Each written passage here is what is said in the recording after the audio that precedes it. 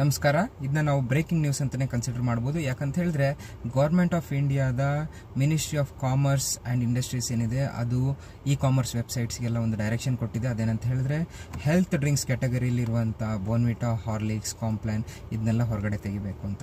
ಇದೇನಕ್ಕಾಯಿತು? Initially last month FSSAI ಅಂತೇನಿದೆ, ಇದೊಂದು food regulatory body, ಅದು ಕೂಡ ಸೇಮ್ ಡೈರೆಕ್ಷನ್ಸ್ನ ಕೊಟ್ಟಿತ್ತು. ಅದನ್ನ ಕನ್ಸಿಡರ್ ಮಾಡಿ ಗವರ್ಮೆಂಟ್ ಆಫ್ ಇಂಡಿಯಾ ಕೂಡ ಇದೇ ಆರ್ಡರ್ಸ್ನ ಕೊಟ್ಟಿದೆ. ಇದು ಹೇಗೆ ಸಾಧ್ಯ ಆಯಿತು? ಒಂದು ಬಾಡಿ ಇದೆ NCPCR ಅಂತ. ಏನಂತ ಹೇಳಿದ್ರೆ national commission for protection of child rights ಅಂತ. ಇವರೊಂದು ಸ್ಟಡಿ ಮಾಡಿದ್ರು. ಅದರಲ್ಲಿ ಏನಂತ ಹೇಳಿದ್ರೆ ಇದರಲ್ಲಿ ಸಿಕ್ಕಾಪಟ್ಟೆ ಶುಗರ್ಸ್ ಇದೆ ಅಂತ ಗೊತ್ತಾಯಿತು.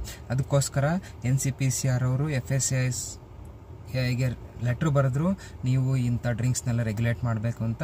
ಅದನ್ನು ಕನ್ಸಿಡರ್ ಮಾಡಿ FSSAI ಅವರು ಏನು ಮಾಡಿದ್ರು, ಒಂದು ನೋಟಿಫಿಕೇಶನ್ ಕೊಟ್ಟರು. ಅದನ್ನ government of India ministry of commerce and industries ಕೂಡ ಕನ್ಸಿಡರ್ ಮಾಡಿ ಈ ನೋಟಿಫಿಕೇಶನ್ ಕೊಟ್ಟಿದೆ. ಅದರಿಂದ ನಾವೇನು ಅಡ್ವೊಕೇಟ್ ಮಾಡ್ತಿದ್ವಿ ಅದು ಕರೆಕ್ಟ್ ಅಂತ ಪ್ರೂವ್ ಆಯಿತು. ಅದರಿಂದ ದಯವಿಟ್ಟು ನಿಮ್ಮ ಮಕ್ಕಳಿಗೆ ಹೈ ಶುಗರ್ ಕಂಟೆಂಟ್ ಇರುವಂಥ ಮಾಲ್ಟ್ ಬೇಸ್ಡ್ ಡ್ರಿಂಕ್ಸ್ನ ದಯವಿಟ್ಟು ಕೊಡಬೇಡಿ. Thank you very much.